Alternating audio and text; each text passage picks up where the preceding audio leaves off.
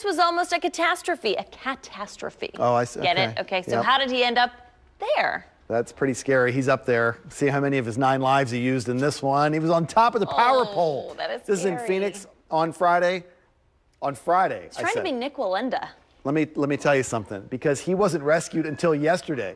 He was there all weekend, just hanging out. They finally got a ladder up there, climbed up, got the cat down. Hundreds of people all across the country started calling 911. They were afraid for the cat's safety because there's all kinds of power lines up there. The cat's name is Gypsy. They were watching him on live stream. Currently, he is with neighbors. Look at that bucket.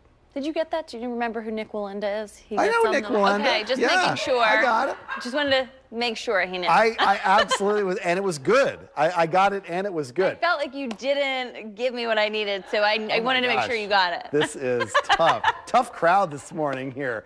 Okay.